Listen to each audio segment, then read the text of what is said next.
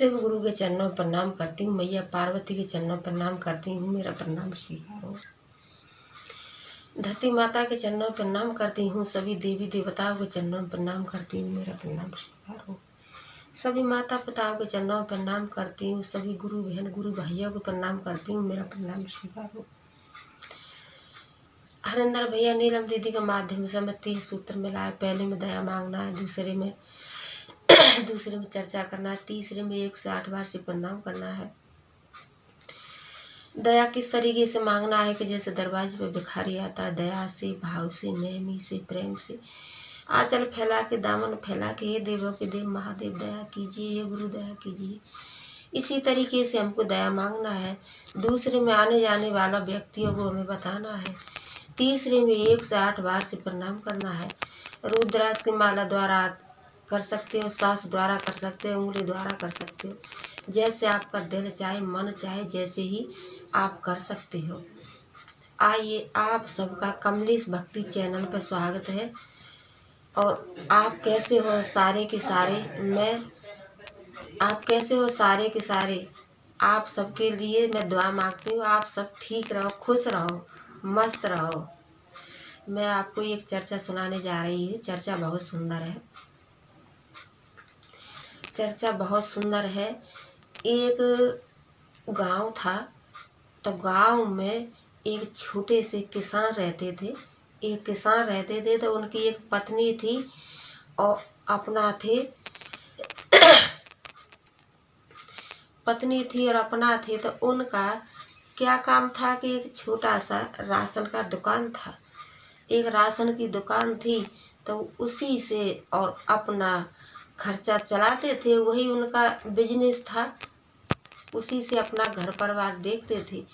उनकी शादी को 12-14 साल हो गया, लेकिन उनके कोई बच्चा पैदा नहीं हुआ था। कोई बच्चा नहीं पैदा हुआ था।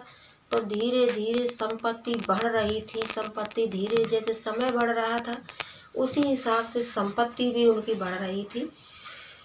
संपत्ति भी बढ़ रही थी, लेकिन उनकी घरवाली थी, वो तो बेचारी हरदम चिंतित रहती थी, बहुत चिंता करती थी। लेकिन वो जो थे किसान भाई, उनको इतना चिंता नहीं था। पहले उन्होंने जैसे दिखाया, डॉक्टरों को दिखाया, वैद्यों को दिखाया, इधर उधर दिखाया, लेकिन उनकी पत्नी के कोई बच्चा हुआ ही नहीं था। तो वो छोड़ दिए और अपना जिधर पत्नी की तरफ ध्यान देना कम कर दिया और अपनी बिजनेस की तरफ ध्यान देना ज़्यादा कर दिया।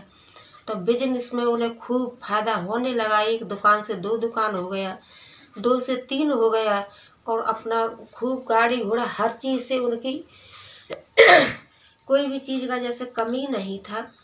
तो जो पत्नी थी उनकी, वो हरदम बहुत चिंतित रहती थी, बहुत चिंता करती थी और कहती थी कि ये मेरा किस काम का है कि मेरे पास इतना धन है, गाड़ी है, घोड़ा है, सारा कुछ है। भगवान ने, मेरे पति ने मेहनत की तो मुझे सब कुछ मिला, लेकिन मेरा ये कोई काम का नहीं है। क्यों कि मेरा कोई जब वारिस नहीं है, तो ये मेरा धन संपत्ति किस काम का है।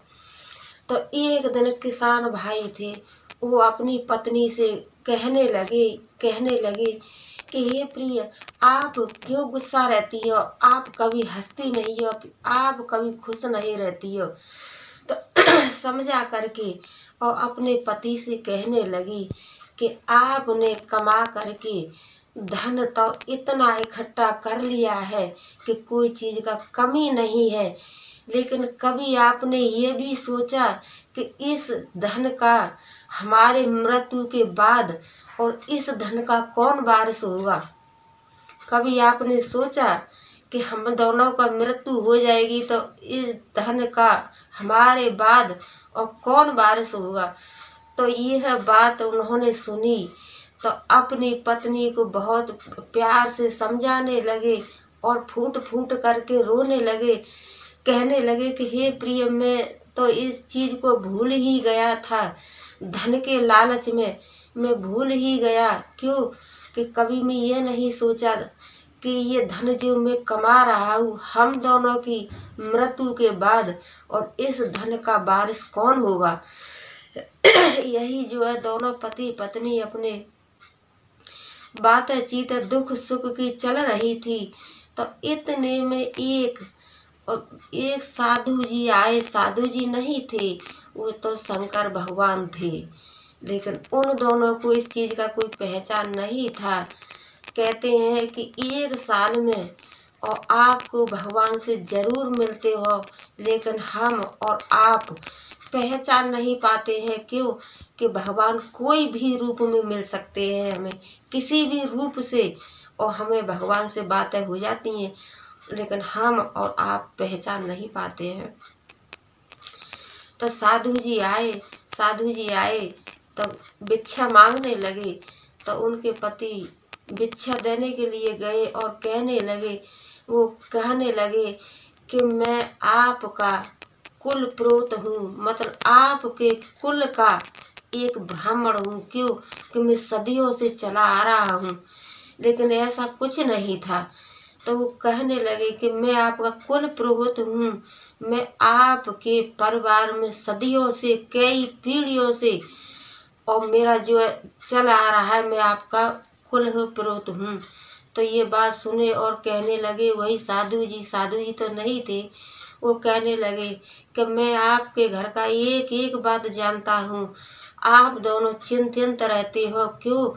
कि आपके पास कोई संतान नहीं है, इसीलिए आप चिंतित रहते हो। तो जो दोनों पति पत्नी थे, उन्होंने सच मान लिया और जो उनको इज्जत से अपने घर में बिठाया और बिठा करके उनका मान सम्मान किया और कहने लगे कि हे कुल पुरोहित जी, हमें ये बताइए कि हमारे पास कोई संतान नहीं है और हमारे पास इतना धन है, इतना सब कुछ है, लेकिन हमारे ये किस काम का है।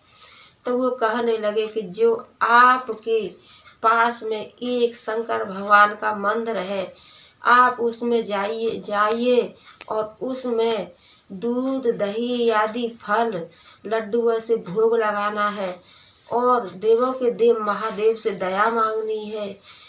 इसी तरीके से आप दोनों पति पत्नी पूजा पाठ कीजिए और आपकी जरूर शंकर भगवान आपकी मनोकामना पूर्ण करेंगे। तो वो दोनों पति पत्नी थे, वही करने लगे कि अपना सुबह स्नान ध्यान किए और अपना सारा फल सारा कुछ लिया, गए शंकर भगवान के मंदिर और वहाँ उनका भोग लगाया और उनको 1 से 8 बार प्रणाम किया और प्रणाम करके अपने दया मांगते थे।